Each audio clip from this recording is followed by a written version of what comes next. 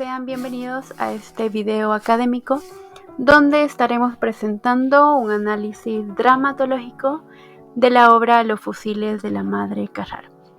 La exposición será dirigida por Jorge Amando Rivera Herrera y mi persona Jennifer Alejandra Vázquez Rodríguez. Para dar inicio hay que tener en cuenta algunos datos del autor. Así, Bertolt Brecht nació en Augsburg en 1898 y murió en Berlín Oriental en 1956. Hay que mencionar que fue un escritor alemán bastante destacado del siglo XX, así como uno de los más prestigiosos líricos. Comenzó en Múnich sus estudios de literatura y de filosofía en 1917, a los que posteriormente añadiría los estudios de medicina. Durante la Primera Guerra Mundial, él comenzó a escribir y a publicar sus obras. Asimismo, en 1930, él estrechó un contacto con el Partido Comunista Alemán. 3 años más tarde, la ascensión del nazismo forzó su salida del país, lo que lo llevó a tener una vida en el exilio. La base de toda su producción es, desde los tiempos de Múnich, una posición antiburguesa, es decir, una crítica a las formas de vida, a la ideología y a la concepción artística de la burguesía, poniendo de relieve al mismo tiempo la necesidad humana de felicidad como la base para la vida. En cuanto al contexto histórico, uno de los acontecimientos de la historia contemporánea que concitó las mayores reacciones internacionales fue la Guerra Civil Española, un conflicto bélico que tuvo lugar en España entre 1936 y 1939. Se enfrentaron dos facciones. Por un lado, las fuerzas republicanas, que incluían al Frente Popular, una coalición de partidos de izquierda, así como republicanos, socialistas, comunistas, anarquistas, obreros, campesinos y nacionalistas vascos y catalanes. Y por otro lado, las fuerzas nacionalistas sublevadas, lideradas por Francisco Franco, apoyadas por grupos monárquicos, terratenientes conservadores, la Iglesia y la alta burguesía, organizados en torno a la Junta de Defensa Nacional. Esta facción contaba con el respaldo de movimientos conservadores como la Falange Española y la Confederación Española de Derechas Autónomas, además de la Iglesia Católica y las élites empresariales. El conflicto estalló el 17 de julio de 1936, cuando un grupo de militares rebeldes se alzó contra el gobierno republicano elegido democráticamente. La guerra se caracterizó por la brutalidad y la violencia, con bombardeos indiscriminados, ejecuciones sumarias y represión política por ambos bandos. Se considera que la Guerra Civil Española fue un preludio de la Segunda Guerra Mundial, ya que atrajo la atención de potencias extranjeras que apoyaron a ambos bandos por motivos políticos e ideológicos. En Europa, durante la Guerra Civil Española, las potencias adoptaron diversas posturas en relación al conflicto. En 1936, Francia, Inglaterra, Alemania e Italia formaron el Comité de No Intervención, acordando mantenerse al margen de la guerra en España. A pesar de que Francia e Inglaterra impulsaron esta neutralidad, Alemania e Italia rompieron el pacto posteriormente y brindaron apoyo directo a los nacionalistas sublevados. Los gobiernos totalitarios de Italia y Alemania, liderados por Mussolini y Hitler respectivamente, buscaron derrotar a los gobiernos de izquierda en España y enviaron asistencia militar a los nacionalistas. La intervención extranjera se intensificó, llegando al extremo del bombardeo de la ciudad de Guernica por la Fuerza Aérea Alemana en 1937. Por otro lado, El gobierno republicano no recibió apoyo de las democracias europeas, ya que Francia e Inglaterra se mantuvieron neutrales. En cambio, la URSS y México ofrecieron su respaldo político, diplomático y militar al bando republicano. Además, se formó una coalición internacional de partidos comunistas europeos, conocida como las Brigadas Internacionales, compuesta por civiles de diversos países dispuestos a combatir al fascismo y defender la República en España.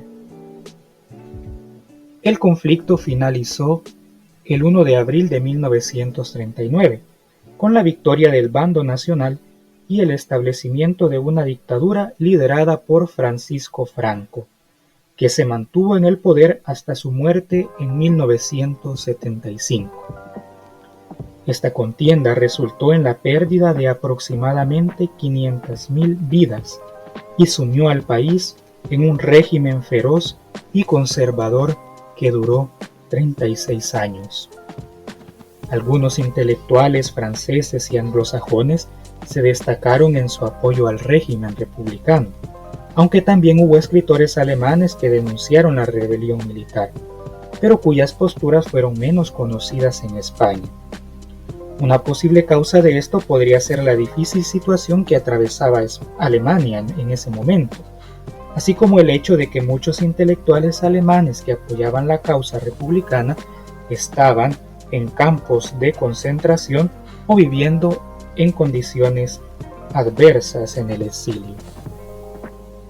Bertolt Brecht fue uno de los exiliados alemanes que mostró un gran interés por la España democrática, a pesar de los problemas políticos y personales que enfrentaba desde la llegada de Hitler al poder en 1933, lo que lo obligó a abandonar su país y buscar refugio en el extranjero. Brecht explica muy claramente su pensamiento cuando dice por boca del obrero en Los fusiles de la Madre Carrá: si usted participa de la no intervención, aprueba en el fondo cada baño de sangre en que estos señores generales sumen al pueblo español. Y más adelante, no combatir por nosotros, Teresa, no significa no combatir, significa combatir por los generales. Los fusiles de la Madre Carrá entonces no solo se trata de una obra teatral sobre la guerra civil, sino que constituye principalmente un llamado a la lucha activa. Con esta obra, Brecht reafirma una vez más el carácter comprometido de su obra, destacando la relación dialéctica entre la historia, política y la literatura.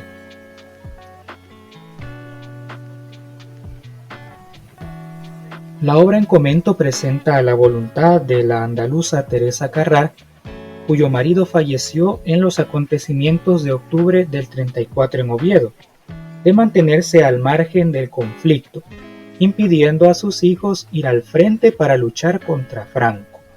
Sin embargo, la acción toma un giro inesperado cuando la muerte de su hijo Juan, asesinado por los fascistas mientras pescaba, rompe con su pacifismo y la empuja a la lucha.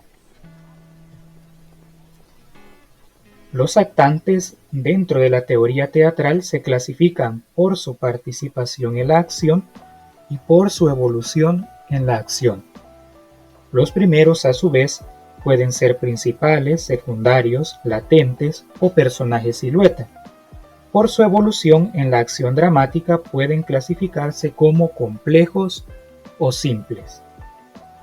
El personaje principal de la acción dramática es Teresa Carrá, que al mismo tiempo se constituye como una figura compleja.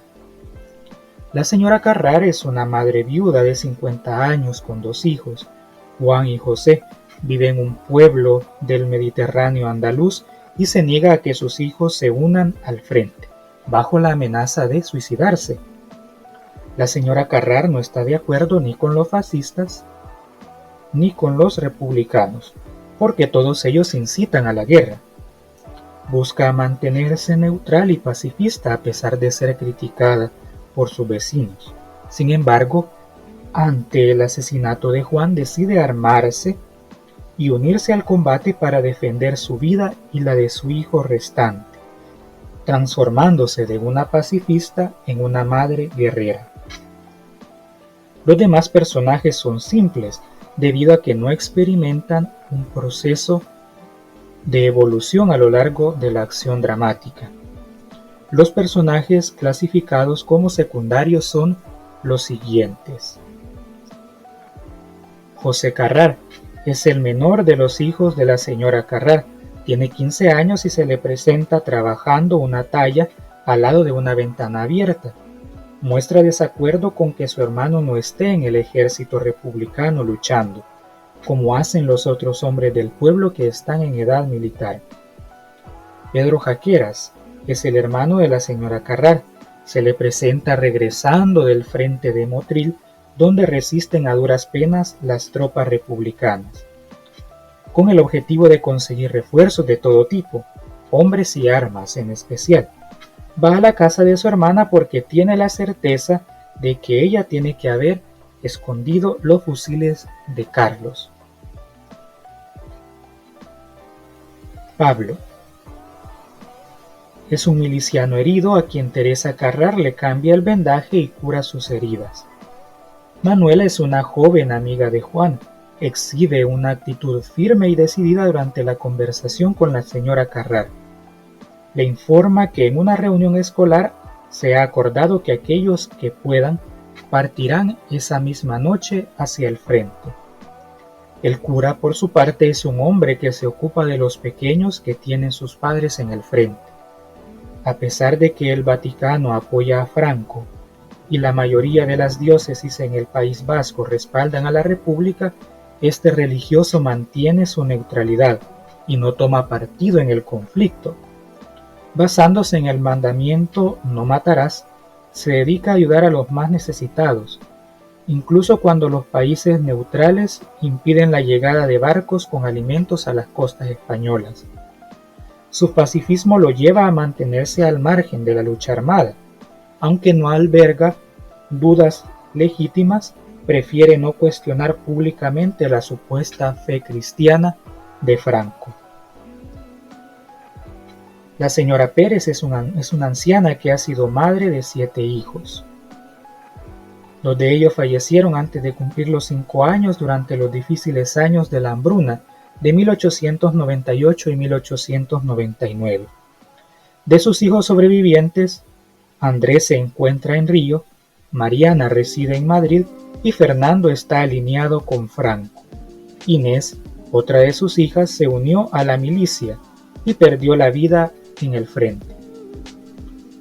También como secundarios tenemos a 2 pescadores, que son las personas que traen el cuerpo muerto de Juan, ametrallado por un barco pesquero armado. Además, explican a los presentes cómo aconteció ese trágico suceso. Los siguientes personajes son de carácter latente, puesto que a pesar de su invisibilidad dentro de la acción concreta, podemos sentir su presencia a través de su voz o ruidos. Un personaje latente es también aquel que no aparece, pero que podría aparecer en algún momento de la acción dramática.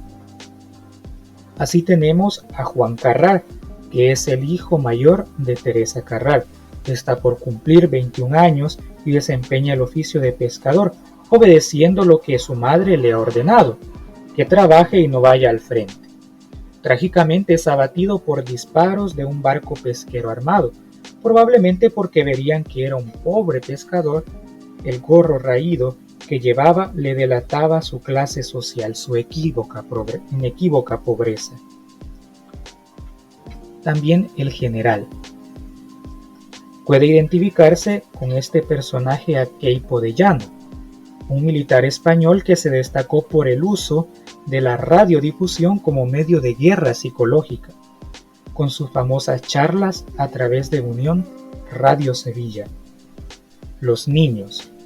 A través de sus voces se percibe que tienen un sentido del humor y una actitud retadora, como se muestra en su rima sobre Juan y su miedo al cañón. Por último, los personajes silueta, aquellos que están en función del ambiente. Estos sirven para marcar una época o una atmósfera determinada. Tenemos así a las mujeres, que encabezan con sus rezos el cortejo fúnebre que lleva el cuerpo de Juan a la casa de Teresa Carrár.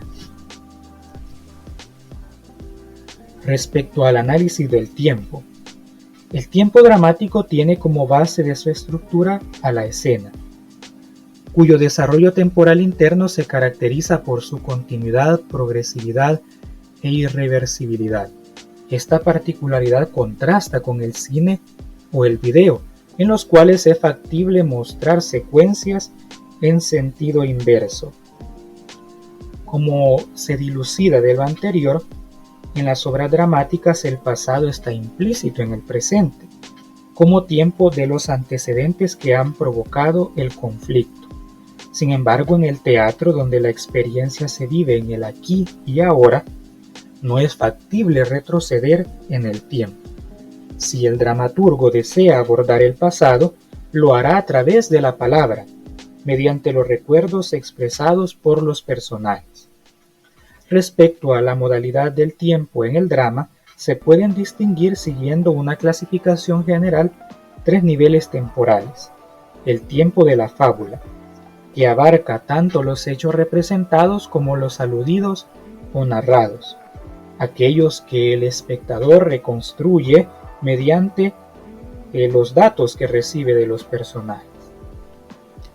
En Los fusiles de la señora Carrár parte de las primeras noticias que tenemos de la protagonista hasta el momento en que toma uno de los fusiles para unirse al combate. La fábula puede ser ampliada por la imaginación de los espectadores, mientras que es evidente que el actor recreará mentalmente toda la historia del personaje a partir de los datos del texto para comprender los motivos de su actuación. También está el tiempo de la acción, tiempo representado o dramático. Es el tiempo en que se desenvuelve la acción dramática. Es artificial y artístico, ya que es creado por el dramaturgo, pudiendo ser continuo o discontinuo. Así, en Los fusiles de la señora Carrár, el tiempo representado corresponde a una noche de abril de 1937. El tiempo de la representación o tiempo escénico es el que experimentan los actores y espectadores durante la presentación teatral, siendo un tiempo continuo. La duración varía según factores históricos o culturales. En el ámbito de la dramaturgia occidental, una obra teatral suele tener una duración cercana a las 2 horas, considerando el tiempo máximo de atención del espectador. En el caso de Los fusiles de la señora Carrár, en plataformas de video se pueden encontrar representaciones teatrales que no superan los 60 minutos. Respecto al espacio, el espacio escénico es un componente crucial en el texto dramático, ya que es el lugar físico donde los actores personajes llevan a cabo la representación. Está delimitado por los espectadores que lo observan, sirviendo como escenario donde se desarrolla la acción e indicado en el texto a través de las didascalias. Si se crea un entorno escénico específico en el que brotan nociones ideológicas, filosóficas o éticas, estamos frente a un cronotopo. En Los fusiles de la señora Carrár pueden identificarse 2 cronotopos fundamentales. El primero, la casa de la señora Carrár, es el espacio donde Teresa ejerce la autoridad de madre reteniendo a sus hijos para evitar que se conviertan en carne de matadero.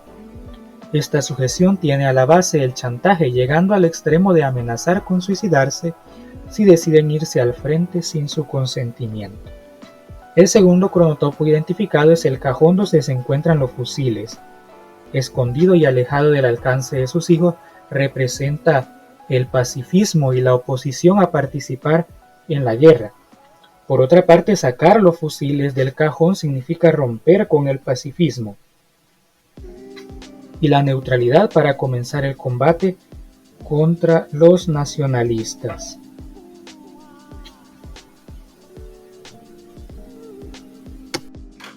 Siguiendo con el apartado de técnicas en el texto dramático, es de dar cuenta en primer lugar del diálogo, el cual comprende todo lo referente a la expresión de la palabra. Y la complejidad de este radica en que es a través de este mismo que se da a conocer a los personajes. Y a través del diálogo también se desarrolla toda la acción. Es decir, el diálogo es el responsable de darnos la imagen de los personajes y así de dar cuenta de todo lo que sucede. En la muestra a continuación podemos ver cómo a través del diálogo se refleja el personaje de la madre Carrara. Nosotros no somos agitadores y no enfrentamos a nadie. Si gobiernan ustedes probablemente lo harían. Tú y tu hermano son unos exaltados, igual que tu padre, y seguramente no me gustaría que fueran distintos. Pero esto no es una broma. ¿No oyes sus cañonazos? Nosotros somos gente pobre, y los pobres no pueden permitirse la guerra. En el diálogo, como pudimos ver, se muestra cómo la madre es una mujer que vela por la seguridad de su familia, lo que revela a una actriz personaje de naturaleza seria. Asimismo, con una actitud de mantenerse al margen de la peligrosa situación de la guerra. Se puede también describir a la madre como una mujer prudente y realista frente al conflicto, mostrando una comprensión clara de los riesgos y también de las limitaciones de su entorno. Siendo pues el texto dramático una obra literaria en la que no aparece un narrador, es decir, un narrador como intermediario, sino que los personajes o los actores a través de los diálogos dan cuenta de todo, se deben distinguir los dos tipos de comunicación dialógica. Así tenemos la comunicación intraescénica y la comunicación extraescénica. La intraescénica consiste cuando se da el diálogo entre un personaje A a un personaje B. Mientras que la comunicación extraescénica es cuando la comunicación se da entre los espectadores y los actores, aunque no necesariamente los espectadores tomen parte del diálogo. Estos sí pueden llegar a transmitir mensajes a los actores a través de la actitud que estos posicionen, ya sea de aceptación o de rechazo con la obra que se esté poniendo en escena. Otra de las técnicas es el aparte, el cual es un tipo de diálogo, pero que en esta ocasión se va a dar directamente con el público. Usualmente este tipo de diálogo con el público se va a presentar más en las obras de comedia y va a ser para provocar situaciones de equívoco, de engaños y de ironía dramática.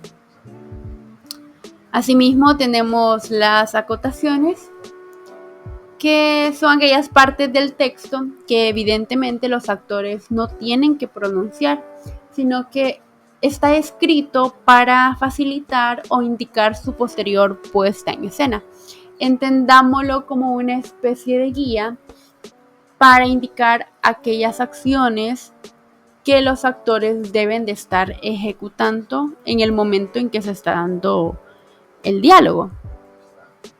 Regularmente estas acotaciones se van a presentar entre paréntesis o en cursiva, como vemos en la muestra de la diapositiva.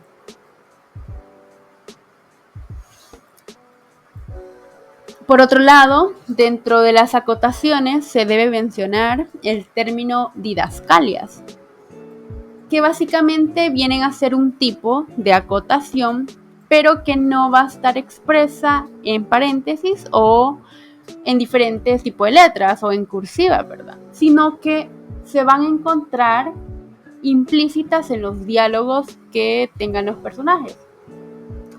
Estas se muestran en la mayoría de ocasiones a través de indicaciones u órdenes en el diálogo, ¿sí? Van a ser indicaciones sobre los movimientos que los personajes van a estar ejecutando. Así tenemos la didascalia propia, que es la descripción, como su nombre lo indica, propia del actor como personaje. Su relación con el espacio, los objetos y también la descripción de las acciones físicas. De acá pues el actor puede probar decir primero y hacer después o viceversa.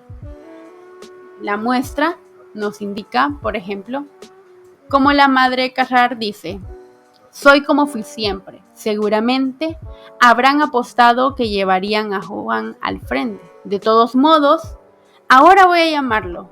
O mejor tú, José. No, espera, iré yo misma, enseguida vuelvo. Y sale.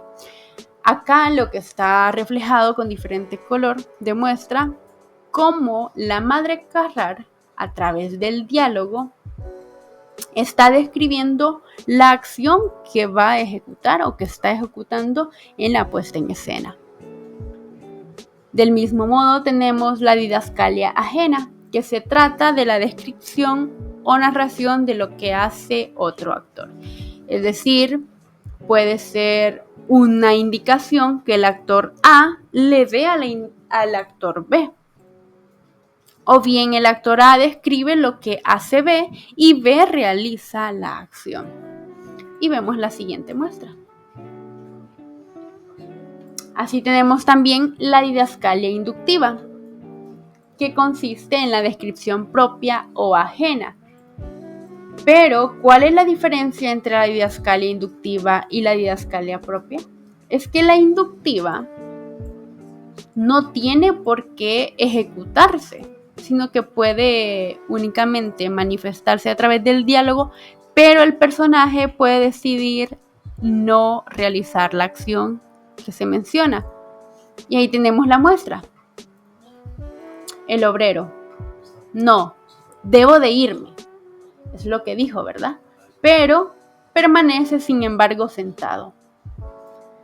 Veamos ahora la técnica del monólogo, el cual se presenta como una modalidad de diálogo donde se manifiesta la voz de un personaje en presencia de otros, pero este no espera a que los demás actores le den una respuesta inmediata. Es decir, que se puede comprender como una interrupción del diálogo para adentrarse al mundo interior del personaje que está emitiendo el monólogo. Y por el otro lado también tenemos el soliloquio, que consiste en una forma especial de monólogo, donde el personaje se expresa, ojo, sin la presencia de los demás. Vemos que el monólogo sí lo emite, pero en presencia de los otros, y en el soliloquio no. Es decir, que el personaje va a estar solo en el escenario y nadie le puede responder, porque evidentemente tampoco lo pueden oír. Fue utilizada en todas las épocas hasta que el realismo lo rechazó, según por apartar la puesta en escena de la verosimilitud. Esto podría ser, en realidad, una de las razones por las que en la obra en cuestión, Los fusiles de la madre Carrar, el soliloquio no se presenta. ¿Por qué? Porque la obra busca tener esa verosimilitud. Y el soliloquio, pues lo que hace de cierta forma es apartar la puesta en escena de la verosimilitud.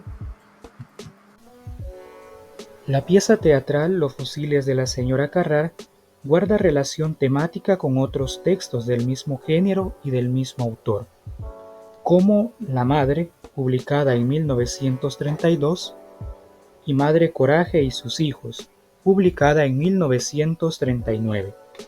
Ambas piezas desarrollan la figura de la madre en tiempos de guerra. En La Madre, ambientada en los inicios de la Revolución Rusa, se narra la transformación de una mujer pobre, viuda e ignorante de la clase obrera en una revolucionaria, motivada inicialmente por las ideas de su hijo.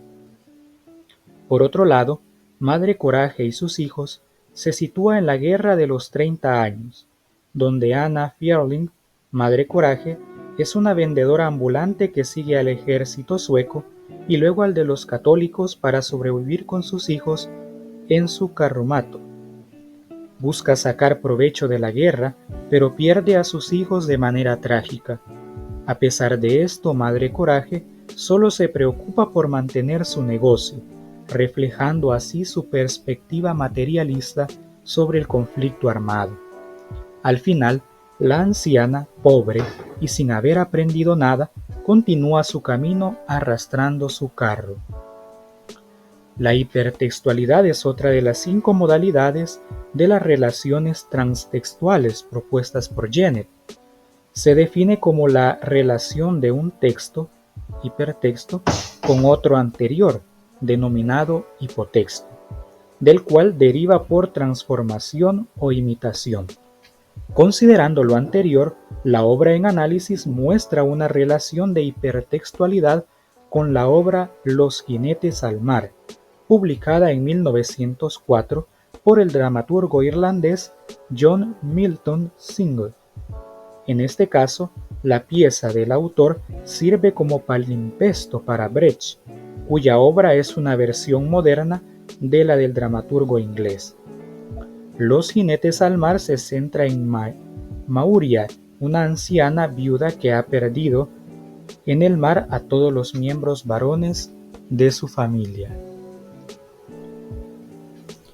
Por otra parte, la intertextualidad por alusión a la Guerra Civil Española y al franquismo la encontramos en Juego de Manos, publicada en 1954 por Juan Goytisolo, cuyos protagonistas son unos jóvenes que en medio de la represión franquista se involucran, ávidos de acción, en un acto delictivo.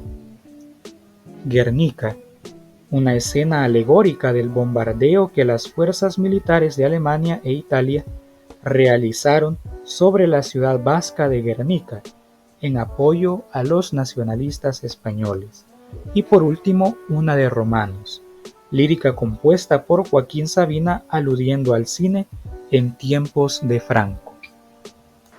En cuanto a la polifonía, Bakhtin, como precursor de los estudios polifónicos, destaca aquellas propiedades dialógicas donde se dará la presencia de numerosos sujetos coexistentes en una misma narración, pero cada uno de ellos tendrá sus propias particularidades lingüísticas, pero sobre todo van a tener propiedades autónomas que van a reflejar sus distintas personalidades, así como los diferentes puntos de vista, sus diferentes opiniones, voces ideológicas y sociales que a su vez van a estar interactuando entre sí en una sola construcción textual.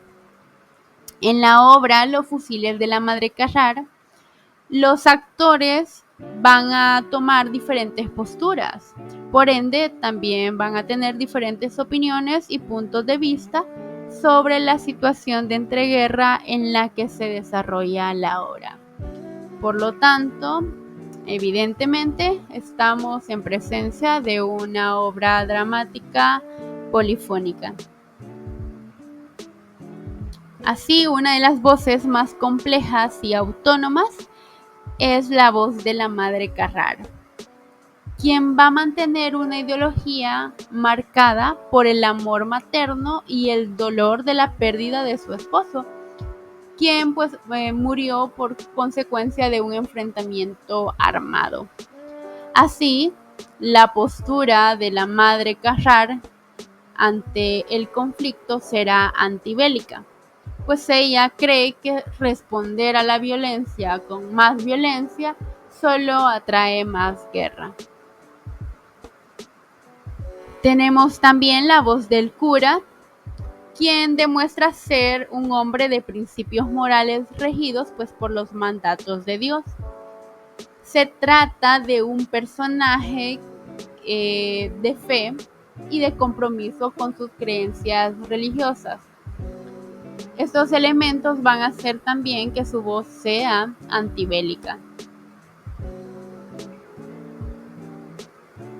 Por otro lado tenemos la voz de Pedro, que se destaca como la más contraria a la postura de los demás personajes, principalmente debido a su firme compromiso con la lucha armada y también a la disposición de responder con armas durante el conflicto. Su perspectiva sobre la guerra es totalmente opuesta con la de la madre Carrar, como ya vimos, ya que él cree firmemente en la necesidad de resistir y de contraatacar a las fuerzas que lo atacan. En otro extremo también tenemos José, el cual representa la voz más joven y a su vez una mentalidad y una actitud decidida y autónoma a la de su madre, pues demuestra en ciertas ocasiones oponerse a las prohibiciones de la madre Carrar y disponerse a la lucha de una manera impulsiva, o más bien por el deseo de todo joven de mantener el honor y la reputación, así como el interés de honrar a su padre. En cuanto al dialogismo, hay que comprenderlo como un elemento paralelo a la polifonía. Es decir, que si tenemos una obra literaria polifónica, obligatoriamente tenemos una obra literaria con dialogismo, esencialmente por ser comprendido como aquella particularidad donde existe igual importancia en todas las voces que aparezcan. De modo que esto se va a contraponer al enfoque nomológico que hace ver el desarrollo de algunos personajes con mayor autoridad sobre otros que no tienen una autonomía ni ideología propia. Lo que quiere decir de que el dialogismo va a reconocer todas las voces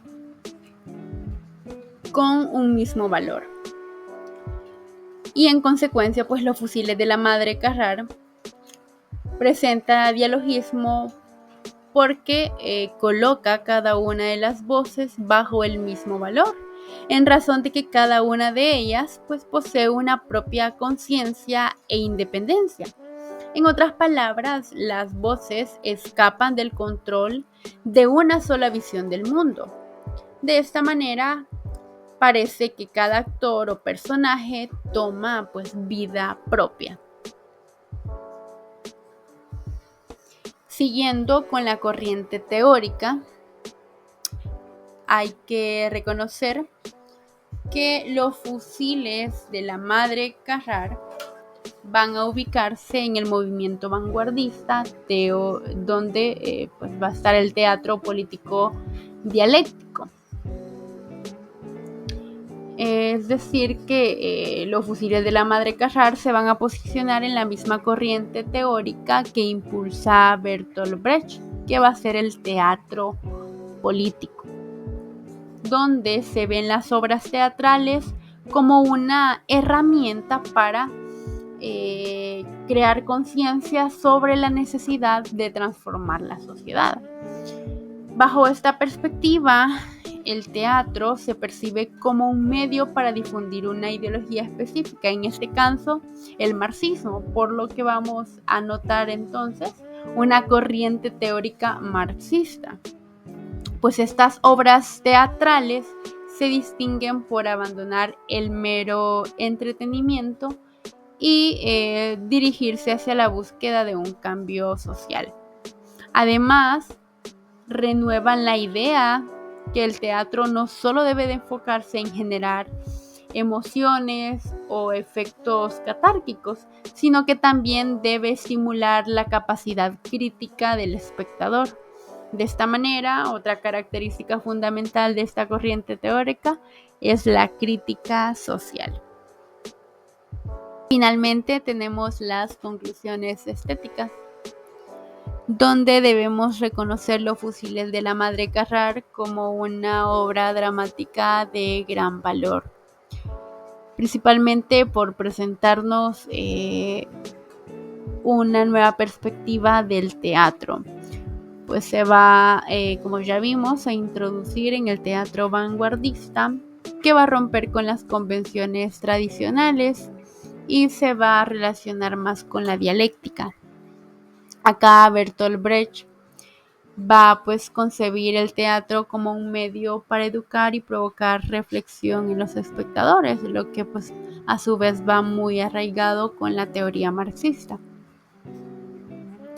Y pues de la misma forma Bertolt Brecht va a buscar y va a priorizar presentar más el realismo en su representación, lo que en consecuencia dará que este autor se aparte de las técnicas teatrales que alejan a la obra de la verosimilitud, tales como el soliloquio y el monólogo. Esto más que todo con el propósito de mantener una mayor aproximación, más directa y también participativa. Y que a pesar de romper con ciertas técnicas, vemos cómo el autor supo cómo integrar esta otra técnica de la didascalia, la cual, como ya vimos, es un tipo de acotación que se da de manera implícita dentro del diálogo en lugar de hacerla explícita. Y pues esto vendría a ser el análisis. Agradecemos ver el video y la atención prestada.